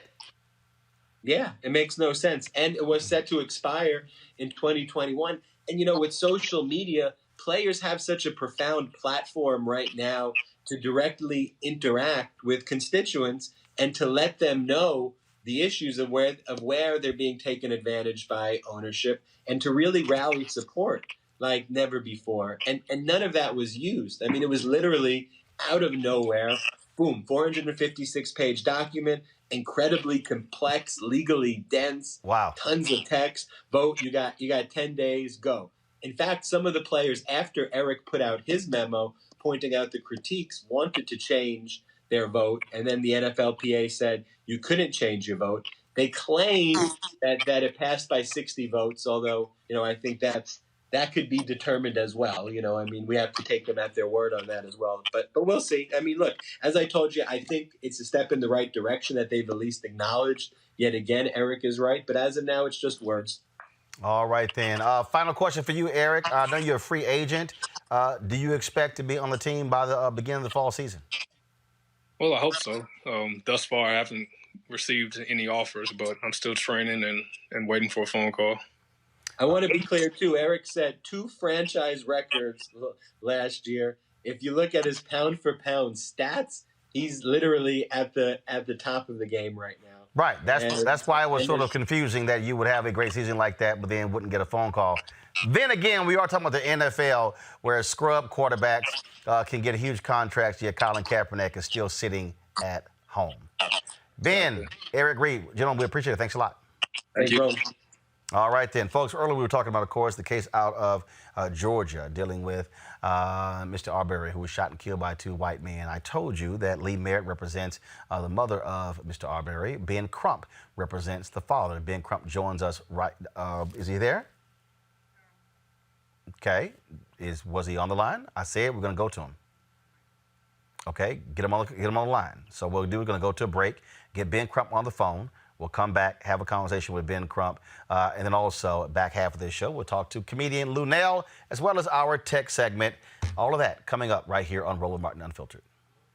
Support Roland Martin Unfiltered. Be sure to join our Bring the Funk fan club. Every dollar that you give to us supports our daily digital show. There's only one daily digital show out here that keeps it black and keep it real as Roland Martin Unfiltered. Support the Roland Martin Unfiltered daily digital show by going to RolandMartinUnfiltered.com. Our goal is to get 20,000 of our fans contributing $50 each for the whole year. You can make this possible. RolandMartinUnfiltered.com. All right, so a lot of y'all are always asking me about some of the pocket squares that I wear. Now, Robert don't have one on. Now, I don't particularly like the white pocket squares. I don't like even the silk ones. And so I was reading GQ magazine a number of years ago, and I saw this guy who had this pocket square here, and it looks like a flower. This is called a shibori pocket square. This is how the Japanese manipulate the fabric to create this sort of flower effect. So I'm going to take it out and then place it in my hand so you see what it looks like. And I said, man, this is pretty cool. And so I tracked down, it took me a year to find a company that did it. And so they make these about 47 different colors. And so I love them because, again, as men, we don't have many accessories to wear, so we don't have many options. And so this is really a pretty cool pocket square. Now, what I love about this here is you saw when it's in the pocket, you know, it gives you that flower effect like that. But if I wanted to also, unlike other, because if I flip it and turn it over, it actually gives me a different type of texture. And so therefore it gives me a different look. So there you go. So if you actually want to get one of these shibori pocket squares, we have them in 47 different colors. All you got to do is go to RolandSMartin.com/pocket squares. So it's RolandSMartin.com/pocket squares. All you got to do is go to my website and you can actually get this. Now, for those of you who are members of our Bring the Funk fan club, there's a discount for you to get our pocket squares. That's why you also got to be a part of our Bring the Funk fan club. And so that's what we want you to do. And so it's pretty cool. So if you want to jazz your look up, you can do that. In addition, y'all see me with some of the feather pocket squares. My sister, who's a designer, she actually makes these. They're all custom made. So when you also go to the website, you can also order one of the customized feather pocket squares right there at RolandSMartin.com/pocket squares. So please do so. And of course, it goes to support the show. And again, if you're a Bring the Funk fan club member, you get a discount. This is why you should join the fan club. All right, folks, joining us right now is attorney Ben Crump, who represents the father of the black man shot and killed in February. Ben, glad to have you back on the show. Hey, thank you so much, Roland, always. We talked about this thing earlier, and again, the explanation being offered by these DAs makes no sense. Frankly, they are only moving. They're only taking into this action because that video got leaked.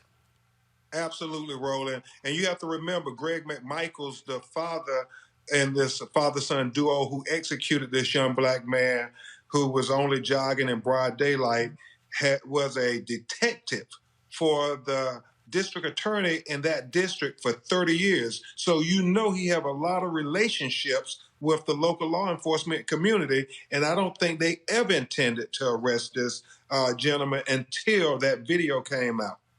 And so in terms of what's next, now we have the Georgia Bureau investigation say they're launching an investigation. The DA say they're going to take it to the grand jury, but you can't impanel the grand jury until June. And so now you have other people who are calling for the feds to step in. Absolutely. And Roland, we reject that excuse that they can't arrest anybody until June 12th. You know, when you think about what they consider essential services in Georgia, like tattoo parlors, alcohol bars, and bowling alleys, why isn't it essential that we get justice for the execution of an unarmed young black man who was simply jogging in his T-shirt and shorts, no burglary weapons, no burglary mask, any of that crap? Why can't we get justice for him? And there is enough probable cause in that video that we see with our own eyes to make an arrest. Black people are arrested all over Georgia with far little than that video. Questions from my panel. First, Scott Bolden. Hey, Ben. Scott Bolden here. Hope you're safe and sound. Glad you're on the case. Let me ask you this. Is the judicial system or the grand jury system there, are are they impaneled or at least available to be impaneled? Because you're right, Georgia is one of those states that's open and trying to be open. And here in D.C., you have speedy trial requirements, you have grand jury requirements. The justice system can move when it wants to move. Would a panel be available? Could the justice system or the prosecutors move quickly to do that before June 12th? Scott, it's always good to hear you and your legal acumen. And you're absolutely right. It's a matter of will. This is an executive order by the governor of Georgia who, based on his executive order, opened everything else back up. So if he wanted to, they could have this grand jury impaneled and respect social distancing.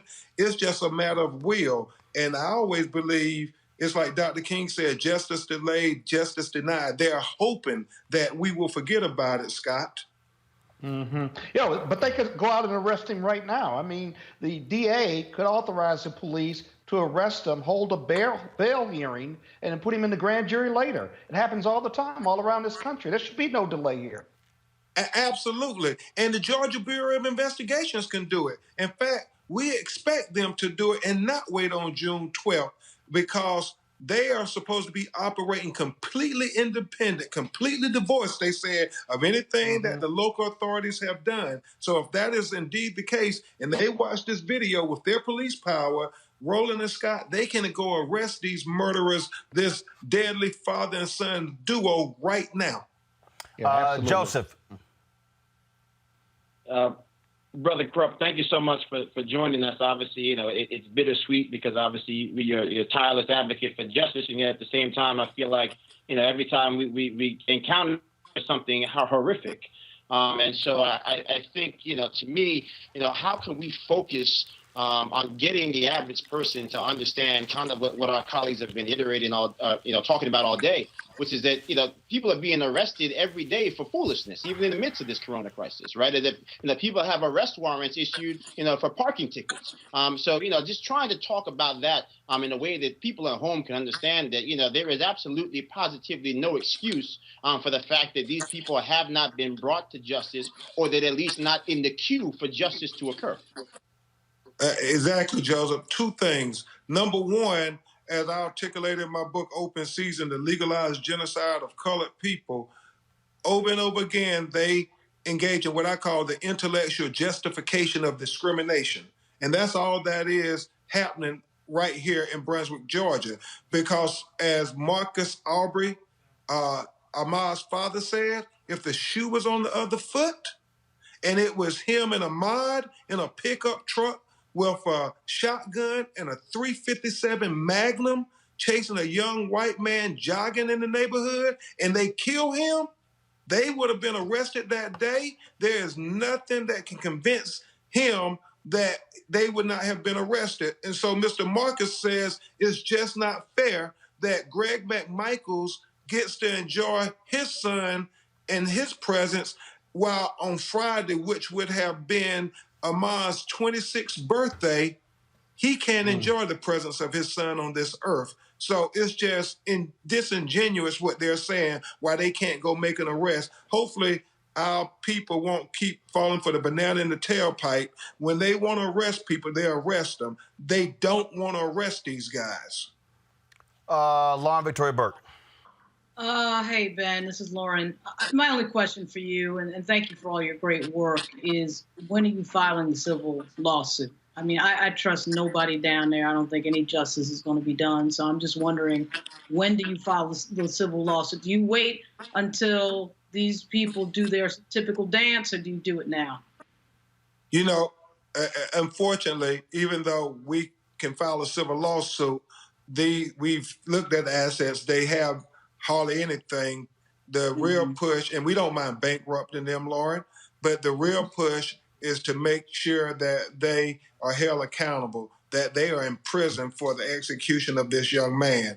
And so if we don't get them to go forward with charges, we will certainly file a lawsuit, as Scott knows, to be able to get discovery to help bolster our position and gather evidence that otherwise we probably couldn't get, to say, you have this ground to arrest them, and you have this ground to arrest them, and you have this ground. You know, Roland, that we believe, as we observed that video, that was a single pump shotgun.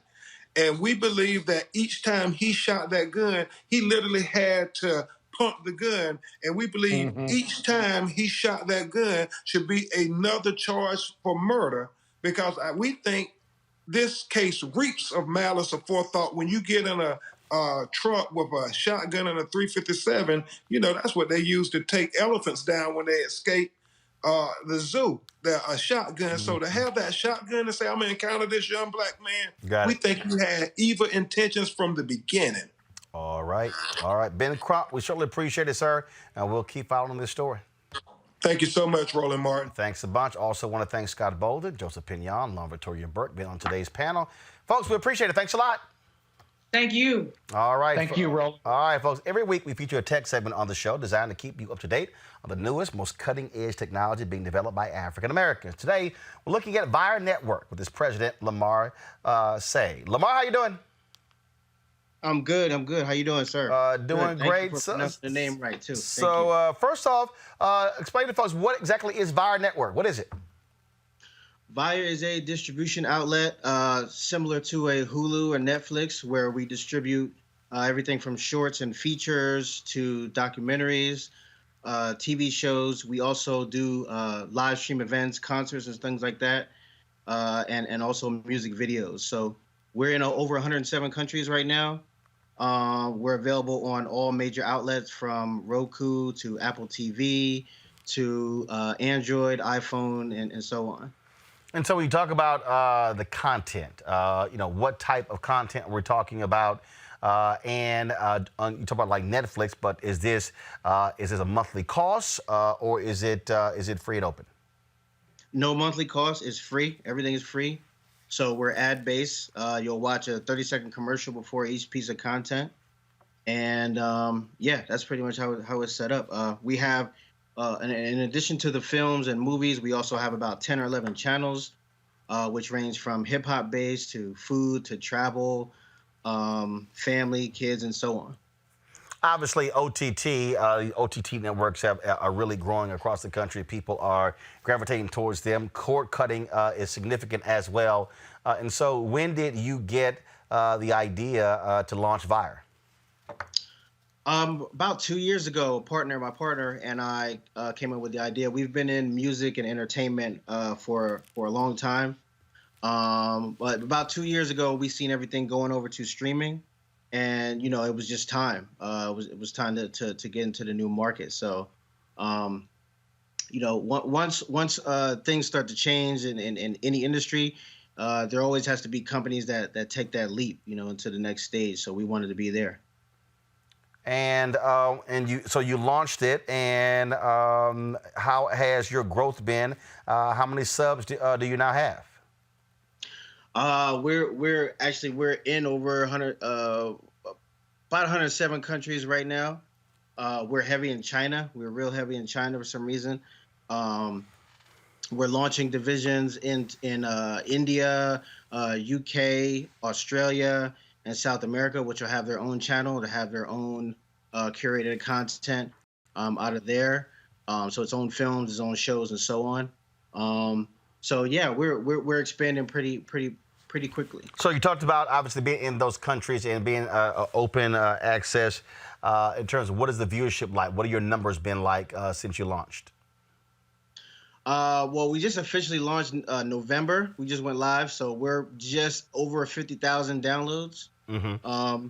And so now is that now we say 50,000 downloads. They're not downloading shows. That's downloads of your app. That's downloads of the app. Yeah. Okay. Got it. Yeah. And so now that's the downloading of the app, but then also you're still able to see these. Well, also when you're on Roku or Apple TV, you're still downloading the app there as well. Yeah, exactly. Yeah. Okay. And you can also watch on the web as well. If you go to watchvyre.com, you can view everything through there as well. You said Vyre.com? Watchvyre.com. Yeah, watchvyre.com. Okay, watchvyre.com. One of the things when we talk about OTT networks that people don't understand is that you are, you know, when we watch it on YouTube or Periscope or Facebook or Instagram, those companies are bearing the brunt of those viewership costs. And so when you talk about OTT, really you are, in terms of people who are actually watching that. That's something I think a lot of people don't quite understand about OTT. They just think, oh, I can just do OTT. It's like, yeah, but you know, like that broadband one is consuming has to be paid for somewhere. Yeah, exactly. And we have a very good company that we partner with as far as our broadband. So we've never had any issues with that. What's the name of the company? Is it black owned? Is it black owned? The company we go through? Yeah. You know what? I don't know if the owner is black or not. Okay. I'm not sure. Okay. But now I will probably look that up now that you brought that to my attention. Okay. The only reason I'm asking is on Friday I'm going to have a guy on the show who has actually an ad program that when African American, I talked to him last week, that when you press pause, in a matter of seconds, folks are competing to what video to show you when it's paused. And so he saw some of my videos where I was talking about technology, the whole Teddy Riley babyface deal, and some of the other videos. And so he hit me up, and so we're going to have him on the show Friday because we're going to test it. I said, fine, let's do a test next week. Test what that's like, that particular program. Oh, that sounds great. I'd love to check it out too. That sounds like something innovative. I'm open to, and us as a company, we're open to anything that's innovative and next level. There's always got to be somebody to do it. So that's cool. I'd like to know more. And last question for you. Do you think that you're seeing, are you encountering more of us operating in these spaces, looking at how cord cutting has gone? I mean, look, you got folks out there, obviously, black folks have done content, but it's a whole different deal to say I'm a content person versus somebody who say, no, now I want to actually operate my own channel, operate my own network. When you say dealing in this space, you mean as far as an owner from our from an ownership standpoint, yes. Not really, which is sad. I think it's very new for people, so a lot of people are still scared. Even in our position, people that we come across are still kind of skeptical. They don't know how to get paid, how to build it out and things like that. So I've seen people get interested after they kind of have a conversation with us, or they might get inspired by somebody else in tech that's built a certain app. But I think it's growing. We just have to get rid of the stigma that being in tech is nerdy and it's not for black people and all that stuff. So it's very beneficial. All right then, folks. Here we go to my iPad, please. And so again, folks, the web base is Watch Vyre, WATCHVYRE.com. And you can actually, you see the promotional there. You can also, again, download the app Vyre, VYRE network as well. Lamar, I certainly appreciate it, man. Thanks a lot. Yeah, thank you. Thank you for having me. Have a good one. All right then, folks. Going to go to a quick break. When we come back, have some fun with comedian Luenell right here on Wild or Not Wednesday on Roland Martin Unfiltered. You want to support Roland Martin Unfiltered? Be sure to join our Bring the Funk fan club. Every dollar that you give to us supports our daily digital show. There's only one daily digital show out here that keeps it black and keep it real as Roland Martin Unfiltered. Support the Roland Martin Unfiltered daily digital show by going to RolandMartinUnfiltered.com. Our goal is to get 20,000 of our fans contributing $50 each for the whole year. You can make this possible. RolandMartinUnfiltered.com. All right, folks, as always, need to have a little fun, a little laughter, and there's nobody who is more hilarious and more ignorant than my next guest, that is comedian Luenell. Luenell, what up? Hey, Roland, can you see me? Yes, I can see you, and thanks for getting dressed, because last time, when I had my News One Now show, your ass was all in the bed, butt naked, doing the show. Listen, I didn't get no complaints, did you? Well, luckily, first of all, y'all need to understand, we had News One Now, it was 4 o'clock in the morning, and we were on, and so Luenell used to get up early to watch the show, and so I told her, I said, well, now, you ain't got to get up early. This is the middle of the day for you in L.A. Well, I'm ready now. It's very, very warm here in Los Angeles today. And I must say there are some really good things that have come out of the quarantine for me. What's that? For example, I haven't had a bra on since March 16th. Thank you, Jesus. And I also, I feel like these guys, these gentlemen, are really finding out who the women are that they're married to. Now that these tracks done got loose and these nails done popped off and they're not getting dressed up every day no more and they're not out fine dining. You got to figure out if your wife is a top ramen girl or a neck bone girl. Look. Now you really finding out. You really finding out who you with right now. Hey, see that? Luenell, you nailed it because there's a lot of people. It's a lot of people sitting here didn't think about that kind of stuff before, and so they figured, we can always go out. We can always now. No, you got to earn that thing. So I know some folk been sitting here going to YouTube and trying to watch videos. Because, look, there's some people out there, men and women, hell, they can't even boil water. Well, you can go to YouTube, and it's just like singing or acting. You can teach anybody how to cook, but you can't teach them how to cook. That's in them. You can teach anybody how to sing, but you can't teach them how to sing. That's in them. Right. You can teach a person to be a comedian, but you can't teach them to be a great comedian.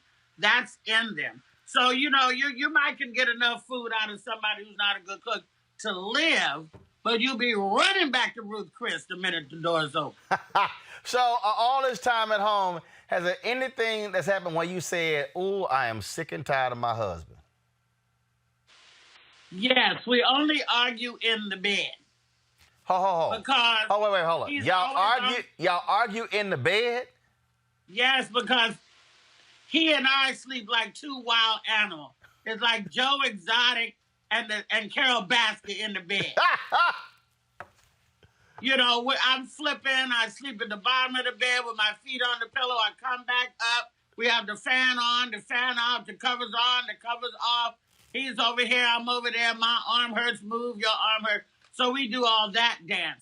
But I know that there's a million women out there and men who are quarantining by themselves who wish they had somebody like that to argue with. Because there's beauty in the bitching, too. You know what I mean?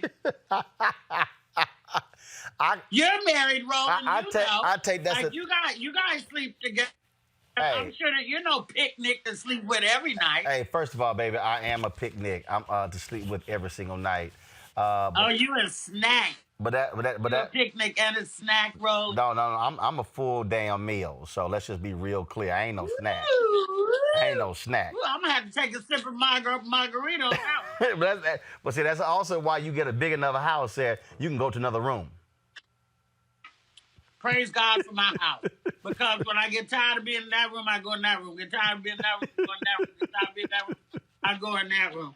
I got to tell you, though, this quarantine is the most rest I've had in my 30-year career. Right. Because when you're building a career, you got to go. You got to go. You don't even realize your back hurt or your knee hurt because you're going. I got to pack. I got to get on this plane. I got to be at this radio interview. 6 o'clock in the morning, 10 o'clock at night. You just going. And if you're a person in demand, like I am, you don't get no 2 months to lay up. Because, the Bible says a man who does not work does not eat. And I love to eat, and I don't mind working because I'm not digging no ditch. I'm not, driving no strangers around. I'm not doing anything weird like that. And I really enjoy my job. I think it's a shame that people didn't realize how much we need the audience. I don't care if you're Ellen, Wendy, or nobody. We need an audience. The laughter is what makes the show exciting. And I think all the shows have fell flat. Seinfeld, everybody has fell flat since we don't have the audience. They think they need us, but we really need them. Now, Luenell, this coronavirus thing has also exposed us to far more celebrities than we have ever seen. We got folk at the house. They doing interviews. They doing cooking demonstrations. They doing makeup stuff. What have been some of the craziest stuff you've seen some of these entertainers out of here have been doing? Well, me, I've done a lot of interviews from the bathtub. Video, audio. Video, baby. What you think this is? Come on now, Roland. Why the hell are you doing interviews from the bathtub? Because if it's 7:30 in LA and it's 10:30 in New York, and I have an interview, I'm usually in the bathtub. But I don't show no areola or nothing like that. I just listen, my milkshake brings all the boys to the yard, hunty. I have not had no complaints about my bathtub interviews. I've seen a lot of, people are bored in the house and they're in the house bored. So that makes your creative juices flow. A lot of these people that are doing stuff on the internet now would have never thought to do this stuff if we were not confined at home. You know? We talking about Luenell's areolas. Okay, all right then. Okay, gotcha. Now I see your nails got did down. Did you do your own? Cause it's a bunch of women out there losing their damn mind. You saw that woman who owned the nail shop owner in Dallas and threw her ass in jail for a week because she tore the order up. Then you had the mayor in Beaumont, Texas, who defied her own shelter-in-place order to go get her nails done. Well, I have not had my nails done since March the 7th. I just have a badass nail tech. But I told the people on my YouTube show today, Hey Luenell, that I did right before you, they have grown out. I haven't lost any stones. They're still beautiful. But I'm ready to let them go and let my nail beds breathe. If I wanted to get my nails did, I could, because my girl comes to the house. But I'm not a slave to my nails. I'm bad still, whether I got nails, whether I got lashes, whether I got a bra on. I'm the same Luenell. So I'm going to be, tonight, starting the process of cutting these suckers off, cutting them down, and within the next week, people will see me with no nails. And I'm still going to be, the original bad girl of comedy, with or without my nails. That's no doubt there. And so you talk about your YouTube show. When does it air? What time and where? Well, if you follow me on Instagram at Luenell, Luennell, the link is in the bio. And if you don't and you just have YouTube, you just go to Hey Luenell, HeyLuenell. And I just did my show live every Wednesday, and from 3 to 4 p.m. In LA time, Pacific Standard Time, 5 to 6 in Central Time, and 6 to 7 in the East Coast. And if you don't watch it live, no big deal. You can watch it on YouTube. Today we did the Cinco de Mayo, Seis de Mayo edition because I didn't have a show yesterday. So I had to celebrate my Latinos y Latinas today. I don't let a holiday go by. We can tell. All right, Luenell, give out everybody your Cash App. Oh my God. Okay, my Cash App is $ Hey Luenell, HeyLuenell. And I got to tell you, Roland, as sad as I am about Essence Festival being canceled this year, because my boyfriend, Bruno Mars, and I, he was supposed to be performing there. Right. I was supposed to be performing there, Janet. But one thing I can always looking forward to at Essence Festival is you, Roland, because what they don't know, if they don't know that you're a dance machine. Watch them get down. I'm a dance. Yes. And I have the receipts to prove it. I got pictures, Roland.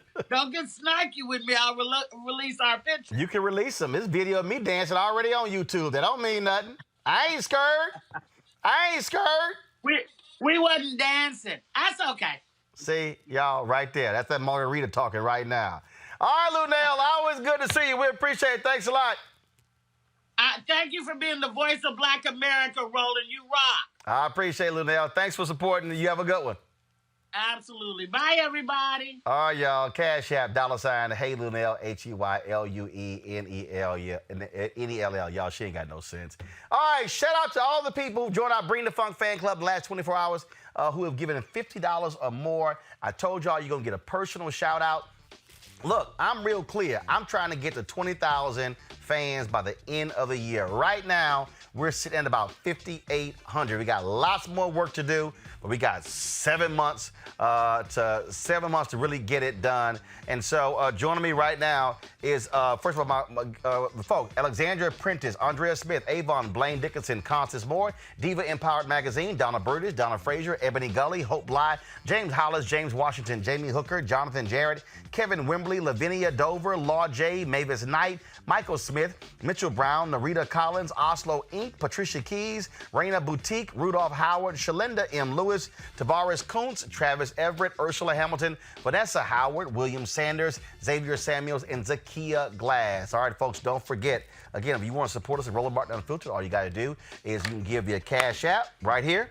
Put it up, Cash App, $RM Unfiltered, PayPal, paypal.me/R Martin Unfiltered. You can also give right there on YouTube, at our YouTube channel. More than 3,000 of y'all are watching today. Man, if all y'all support us, yo, we halfway to our goal. You, Facebook as well, y'all. This show, look, it's free. We don't charge you a subscription every single month. We don't have it behind a paywall. We want you to be able to access it, but we also need your support to make this possible because, trust me, the cameras, the lights, these monitors, this set, give me a wide shot, Henry, all of this, our control room, our staff, y'all, none of this stuff is free, but we want to be able to have, again, a platform that is showcasing African Americans. Also, let me give a shout out always, giving a wide shout, Henry, to my man Leroy Campbell, the art piece you see down there, right there, of course, showing multiple generations of black folks voting. Leroy hooked us up with that, and so we certainly appreciate him doing so. Again, go to RolandMartinUnfiltered.com to support what we do. We're here every single day, live, 5 days a week, 6 to 8 p.m. Eastern, doing something nobody else is doing. Why? Because we know we must control our voice, control our narrative, and we must always speak truth unapologetically. All right? We're going to see y'all guys tomorrow right here on Roland Martin Unfiltered.